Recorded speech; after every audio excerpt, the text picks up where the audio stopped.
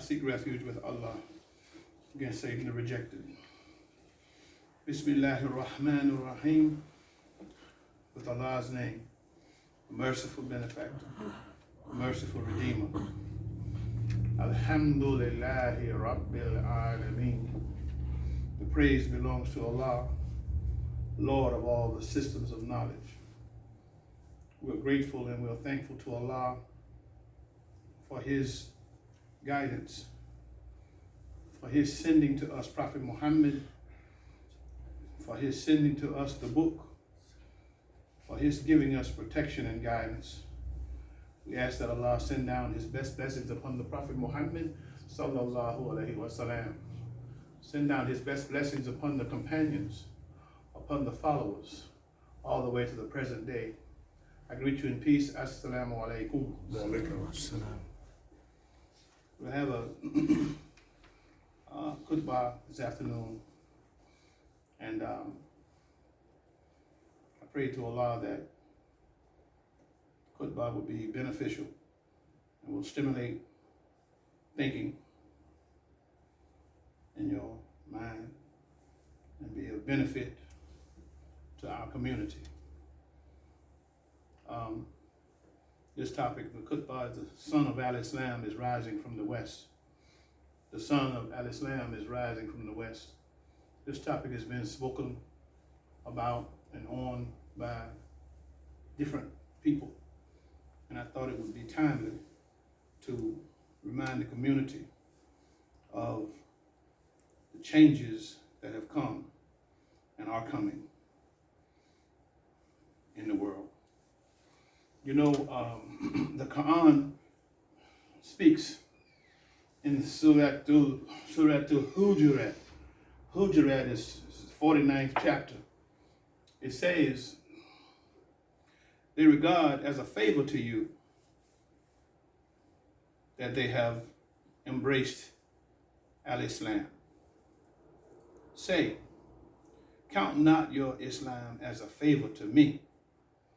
Nay, but Allah has conferred a favor upon you, that He has guided you to the faith, if you indeed are true.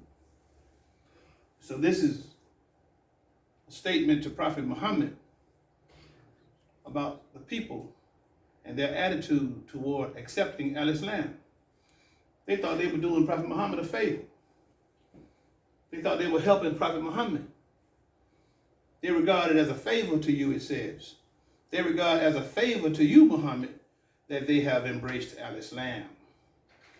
But Muhammad was instructed to say to them, count not your Islam as a favor to me.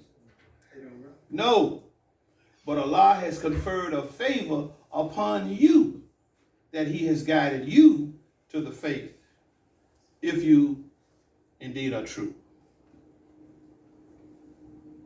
We have seen people come into al-Islam by many different roads. Many different roads. And some of them might sound strange to you, but it's true. Some come because of marriage. That's one reason. I've seen people come because of marriage, and they become wonderful Muslims. I've seen them come because of marriage, and they go back to the church. They go back to Christianity. Yes, I've seen that, especially in the United States. People come for wealth. We've seen people come for status, beauty, and so forth. Some have even come because of racism. You say, well, how could that happen? How did that happen? Yes, they can. I won't go into that now. I won't go into that. You have to figure that one out. But yes, people, they have come because of racism. You see? So there's all kinds of reasons. But if you stay, for whatever reason you came, My classmate invited me to a meeting. I was in the 10th grade. And I've been on the road of al-Islam ever since. 1970. He said, hey man, come go to this meeting with me. And we went to the meeting. You see? So there's all kinds of reasons. But I guarantee you, if you stay, the reason that you came will become oblivious. You won't even think about it anymore. You might even forget how you got here. It becomes so beneficial to you. You might even forget how you got here. So, the sun of al-Islam is rising from the west. I can't speak for other communities, but I can speak for the community that I came through. That community has grown tremendously. Tremendously. Nearing 400 mosques just in the United States. That's just one community. There's the Pakistani community. There's the African community. There's the Egyptian and the Saudi community. And all of them can account for numerous mosques across America. Numerous mosques. And so the Prophet Muhammad said 1400 years ago, the sun of al-Islam will rise from the west. Now, there are two kinds of thinking on this situation. Some people think he was talking about the physical sun.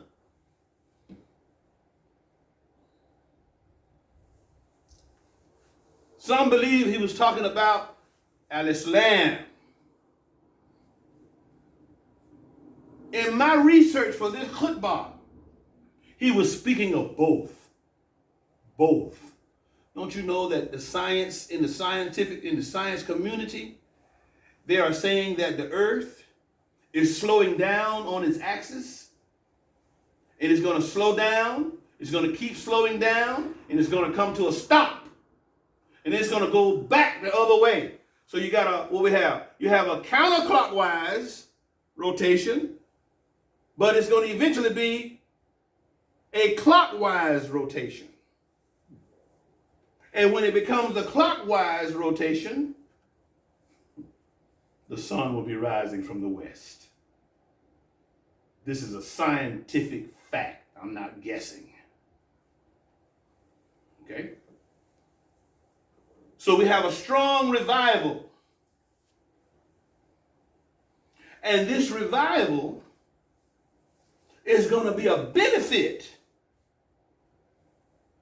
to the United States, Canada, South America, the whole world. It's going to be a benefit, this revival. We have a strong revival of al-Islam in the West. One of the signs of the hour. That's from Prophet Muhammad. It's a sign of the hour. The sign of the final days. Islam rising from the West. And it didn't just happen yesterday in a few days. It took time for this to happen. Took time. Don't you know Muslims came here? They put mosques in the United States. It was only a few, but they had mosques here. Don't you know that Native Americans became Muslims? You'll never see that on a cowboy show. Don't you know Native Americans became Muslims? There's a chief. His name is Chief Ramadan. How do you get a name like that? He's an Indian, Native American. Chief Ramadan was a Cherokee, a Muslim. They'll never show you that on TV. That's giving you a little bit too much, huh? Mm-hmm. Chief Ramadan.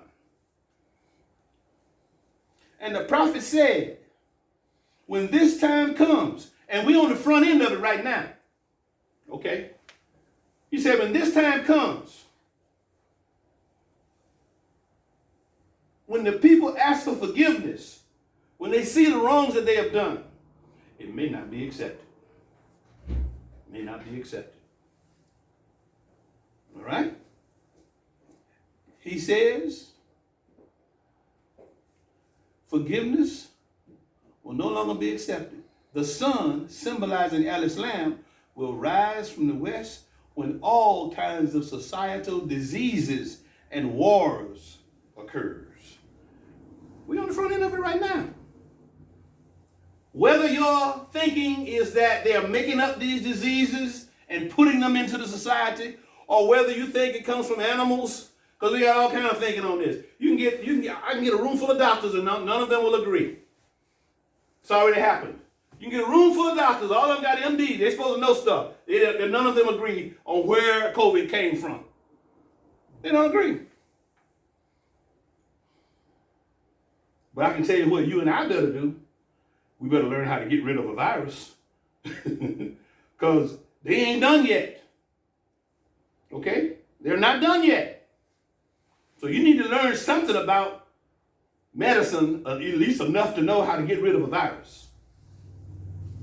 Okay? So there's going to be major signs and minor signs. Most all of the minor signs have happened.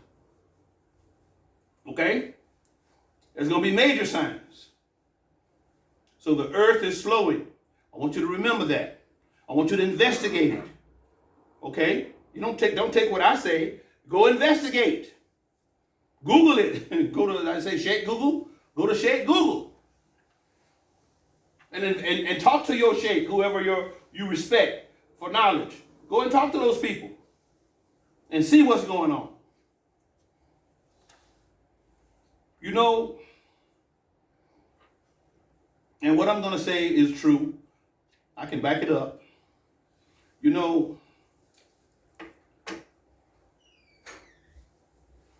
back in the 1500s and the 1600s, the Pope of Rome had control over most of the earth. And before Columbus and Pizarro and Cortez and Magellan and all those explorers came this way to the west, do you know they had to get permission from the Pope of Rome to come this way? To go out into they call it the Sea of Nothingness, because they couldn't see. You couldn't look across the ocean and see land. It was like going out of space. Okay? So they got permission to come.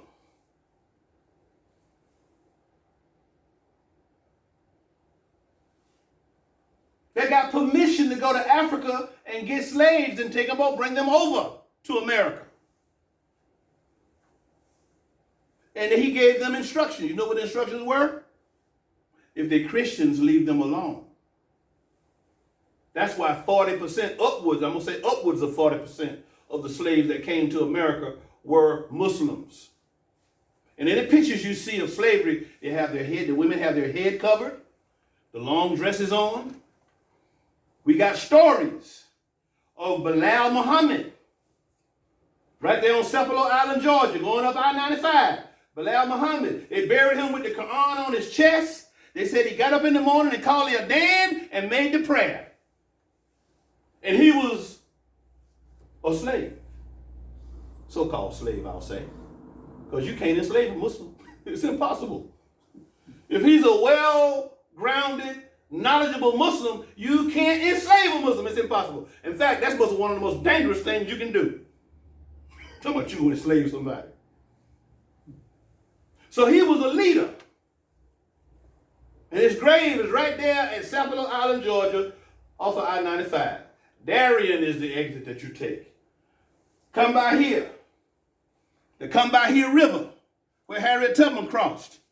I want you to know something. These people were Muslims. They were Muslims so much so until the slave master tried to make them Christians. Do you know that when they built the church, the Muslims would go around the church the same way they were going around the Kaaba in Mecca on the Hajj? They would go 7 times around the church. They don't do it anymore. They don't do it today. But it's documented. It's documented in writing. They would go 7 times around the church, trying to keep their religion.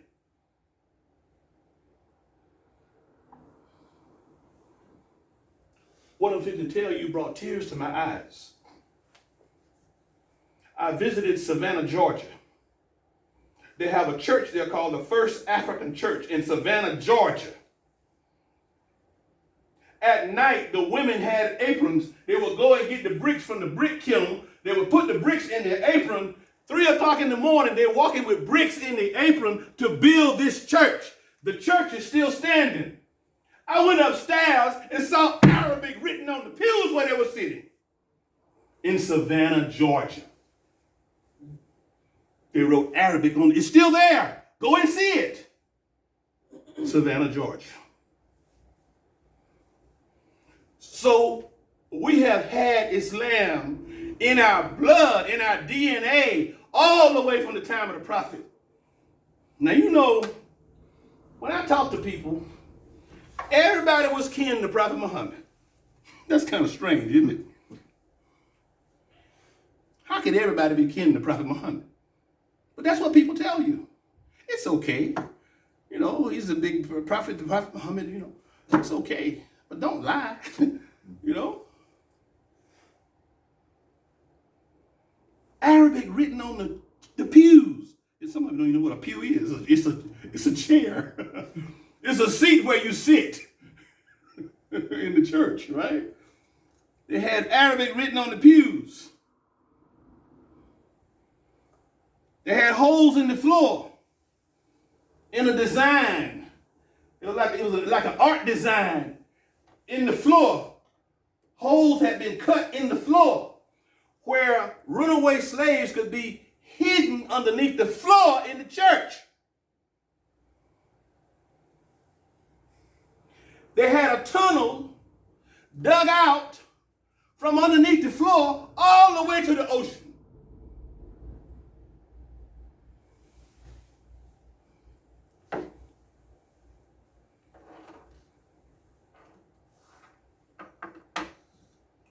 I'm just about the only Muslim in my family. I had to sit down. When the man was telling the story, I had to sit down. I said, we've had Islam all this time. We had little things we do that remind us of Islam all this time. All this time. But they took it away from us. They tried to. They tried to take it away. The Queen of England said, don't let them have it. Queen Victoria. Don't let them have it. Don't let them have Islam. You'll have big trouble. That's what she told her people. Queen Victoria of England.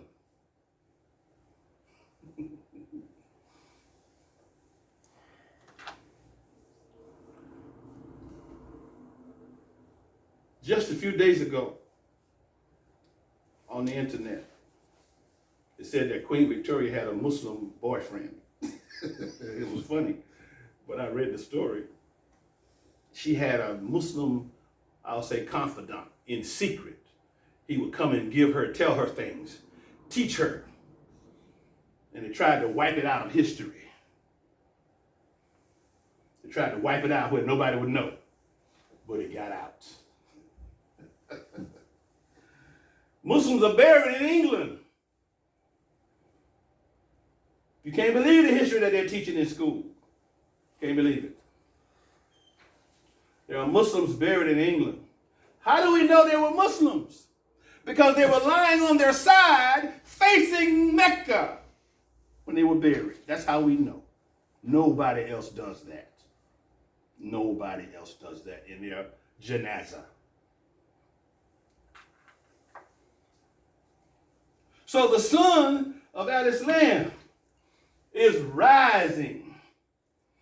Allah is doing that.